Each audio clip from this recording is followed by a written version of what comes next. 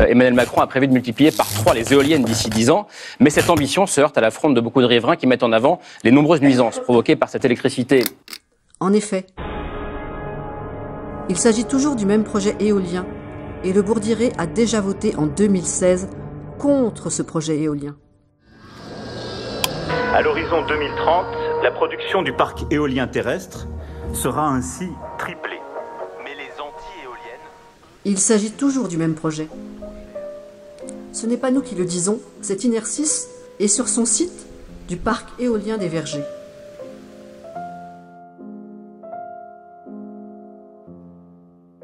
Si Inersis Siscom l'affirme, pourquoi cette réunion devant Segré en Anjou bleu? La délibération du Bourdiré suffit. Il s'agit bien du même projet modifié, comme le dit Inersis. Et au prétexte qu'il est modifié, Inersis, comme Suez, revient à la charge. Ils vont le modifier et le représenter combien de fois? Jusqu'à ce que le vote soit en leur faveur? Mais c'est quoi ce déni de démocratie? Comment se fait-il que de telles pratiques soient acceptées?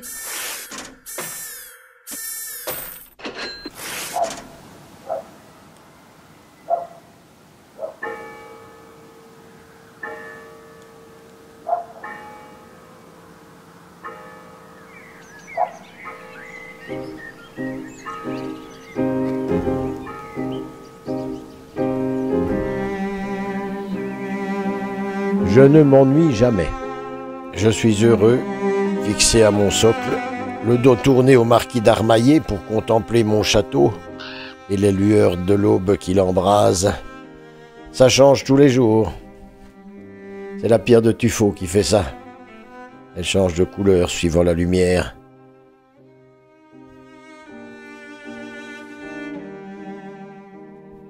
Il fait calme ici le matin.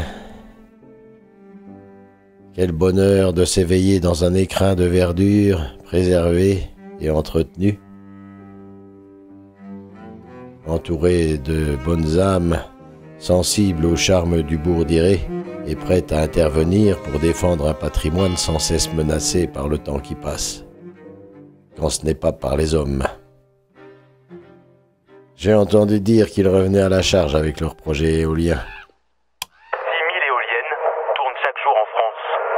Emmanuel Macron en veut plus, 18 000 d'ici à 2030. Les 5 qu'ils ont mises là-bas, on ne les voit pas. D'ici du bourg, ni même de chez le marquis. Et dans le village d'à côté, si vous n'avez pas quelque chose qui vous la cache, vous la prenez en pleine face.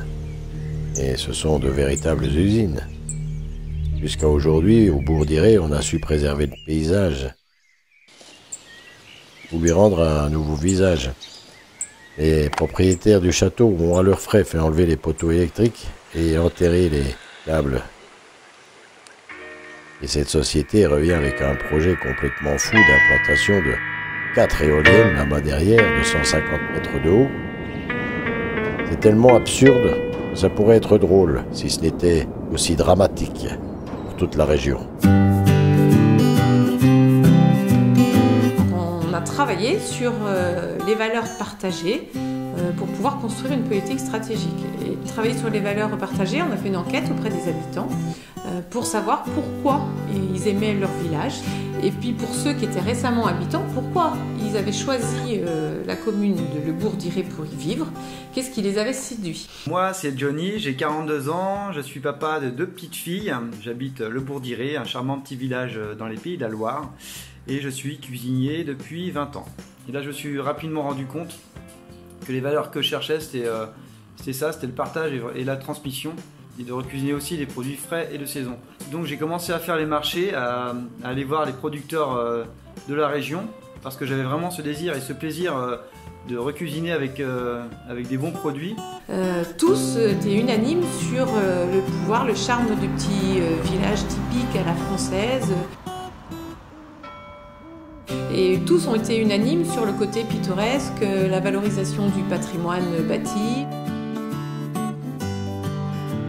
la valorisation du patrimoine naturel.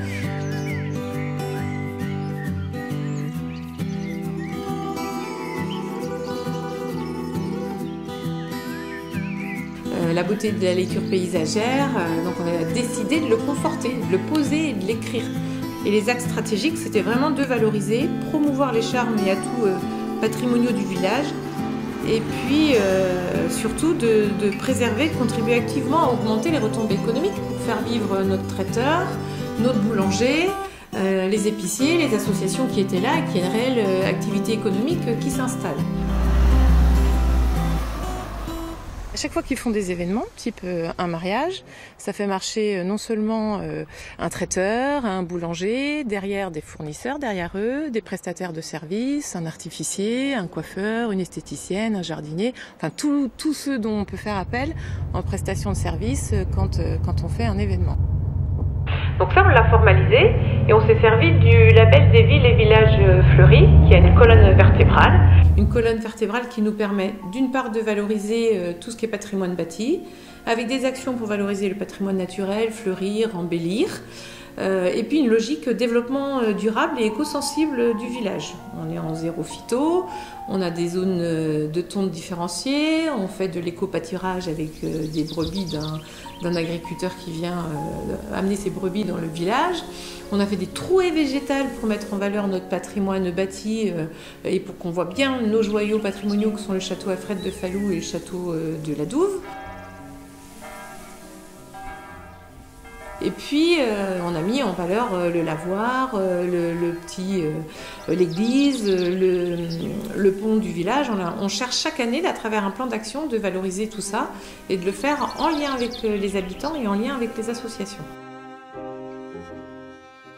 À chaque fois qu'on a un nouveau projet comme celui de valoriser le quartier Saint-Jean, le préserver, lui préserver son âme, et ben on vérifie à la lecture urbaine et paysagère, respecter nos points de vue sur l'ensemble du village pour que tout le charme et le caractère patrimonial du village ne soit pas gâché. Donc quand sont arrivés plusieurs promoteurs de nationalité étrangère qui ont investi sur nos châteaux, château Alfred de Falloux, château de la Douve, manoir de la Vieille Douve, et qu'ils avaient cette âme en plus sensible sur la valorisation du patrimoine, c'était une belle aubaine pour nous et ça confortait notre politique stratégique. Et avec eux, on veut continuer à augmenter cette valorisation.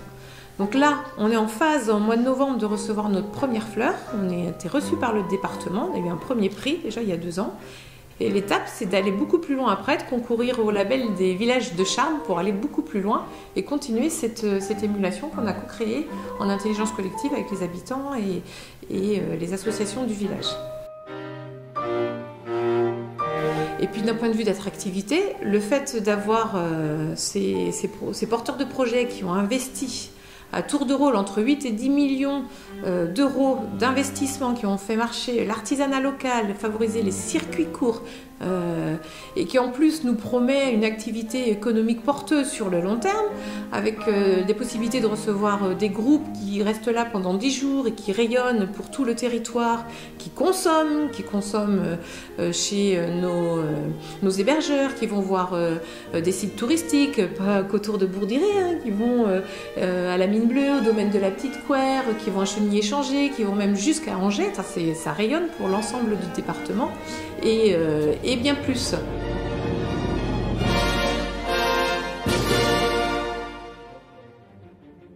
Le château Falloux dominait fièrement le village du Bourdiré, mais il n'était plus que l'ombre de lui-même.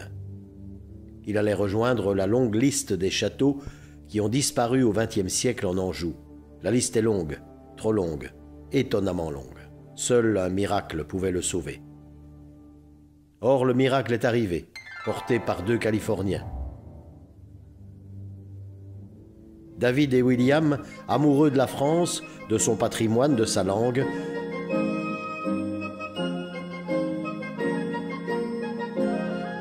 ils auraient pu porter leur choix sur le Berry, sur l'Allier, sur l'Aveyron. Ils ont choisi un monument du Haut-Anjou, le château Falloux.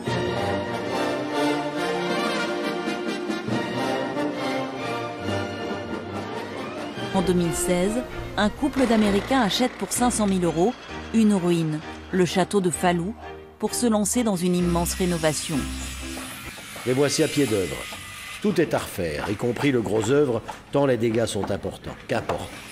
C'est un mécénat conscient, volontaire, et alors qu'ils n'ont pas d'enfants, il a même été envisagé à terme de faire don de ce monument emblématique, une fois restauré, à la communauté du Bourdiré. Lorsqu'ils entendent parler d'un projet de parc éolien derrière le château.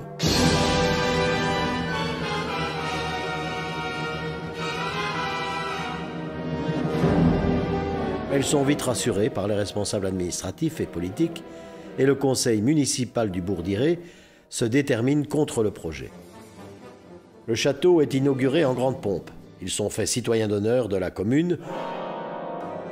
Ce petit village niché dans un écrin de verdure avec une superbe lecture paysagère, c'est ça qui séduit le visiteur, d'où qu'il soit. Il faut savoir que ça se fait en amont, c'est pas quand il est arrivé à Bourdiré, ça se fait en amont. On est à l'heure de l'ère numérique et des stratégies digitales. Et quand il vient, c'est avant qu'il est séduit par des images. Une image vaut 1000 mots. Merci à tous pour cette reconnaissance. Des efforts immenses que nous faisons pour rénover le château de Falou. Or, aujourd'hui, ils apprennent que le projet n'a en fait jamais été abandonné, qu'il est au contraire à l'ordre du jour, que la délibération du conseil municipal du Bourdiré n'engage pas ce gré. On leur dit que rien n'est encore décidé, que leur décision est prématurée, mais qu'il est possible que des éoliennes s'installent. On prévoit 4 éoliennes en arc de cercle, une dans le verger là-bas, une dans le champ où on est, et 2 de l'autre côté de la route départementale située ici. Le processus vient de reprendre après avoir été interrompu en 2016.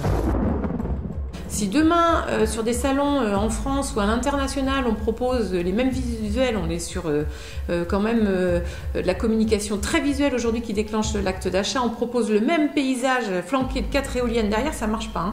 L'acte d'achat ne marche pas, les agences réceptives chinoises qui proposent de venir faire des mariages pour faire vivre toute une économie locale, ils ne vont même pas venir parce qu'ils ne vont pas t'attirer et on casse tout notre modèle économique, on casse toute l'attractivité du territoire.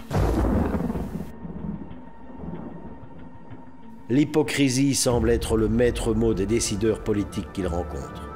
David et William se sentent trahis. Ils n'avaient pas quitté leur Californie natale pour cette terre du Haut-Anjou pour vivre cela. Cette aventure les laisse meurtris. On s'est moqué d'eux. Leur réaction est à la mesure de leur colère. Le problème pour nous, c'est les cartes postales. Mais c'est nécessaire de trouver la bonne place pour ça. Derrière le patrimoine, co-visibilité avec les petits villages de caractère, casser le futur du village. Ils pensaient apporter leur contribution dans une vision à long terme du patrimoine français et doivent faire face à un calcul à court terme d'intérêts économiques corporatistes.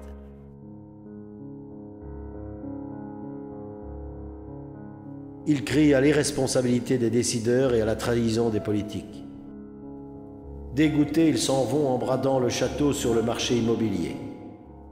Eux qui connaissent bien l'histoire de France, ils savaient pourtant combien elle est truffée de trahisons, de promesses non tenues, d'ingratitude et de mépris à l'égard de ses plus ardents défenseurs. Quel avertissement pour d'autres mécènes étrangers et pour tous les amoureux de la culture française. Quel lamentable signal lancé aussi sournoisement aux passionnés de patrimoine. Le château Falou, dorénavant, ce sera sans nous. Nous quittons la région blessée, meurtrie, dupée, et nous hurlons avec rage et dépit, honte à ceux qui font de la belle histoire de notre restauration de ce monument une trahison.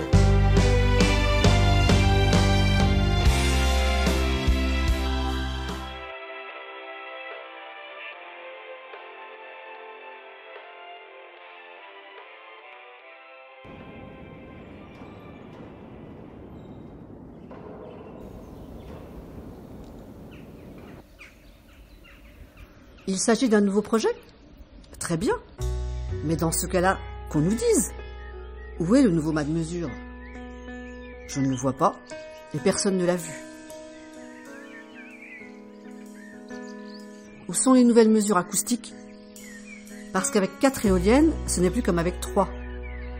Et sérieusement, est-ce que vous pensez que si cela fait plus de bruit qu'autorisé, ils vont nous les démonter? Et les nouvelles études d'impact sur les chiroptères?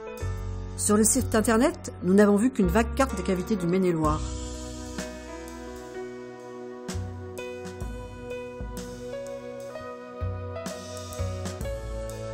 Mais les vergers sont un vrai garde-manger pour les chauves-souris. à cause de tous les insectes qu'ils attirent. Et l'étude sur les oiseaux? Pour l'impact paysager, c'est pareil. Nouveau projet avec des éoliennes plus hautes, plus larges et plus nombreuses. Donc, nouvelles études. Nous ne comprendrions pas qu'il n'en soit pas ainsi. Et bien sûr, un nouveau projet, nouveau site, évidemment. Bref, pour Inersis, ce n'est pas juste reprendre la copie, mais s'il s'agit d'un nouveau projet, il faut tout recommencer, et recommencer plus sérieusement.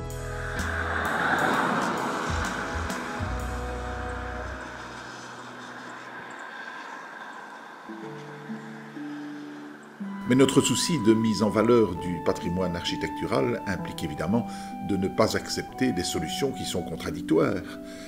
Nous ne sommes évidemment pas contre la transition énergétique, mais il faut évidemment qu'elle soit dans le sens d'un progrès et pas de complications invraisemblables et d'une mise en cause de toute la mise en valeur du village et la mise en cause de son attrait.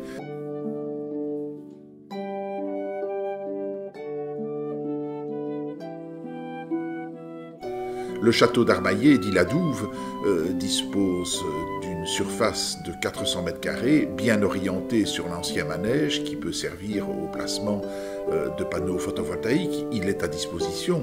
Voilà un pas dans le sens de la transition énergétique qui ne pose aucun problème et qui ne remet pas en cause le modèle économique que nous cherchons à développer. Il y a aussi une chose importante à dire, importante pour tout bon jardinier, et que tout bon jardinier prendrait en compte. Les éoliennes sont une espèce invasive. Elles se ressèment et se multiplient, mais elles ne s'arrachent pas. Oh l'oiseau là-bas, oh l'oiseau. Il va pas te prendre la gueule dehors. Il était pas loin, hein.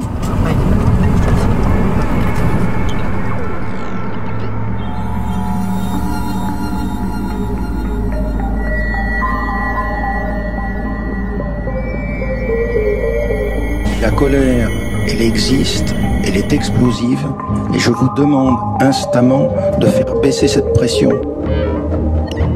Sans ça, c'est pas des gilets jaunes que vous allez avoir. Vous allez avoir des protestations locales beaucoup plus violentes.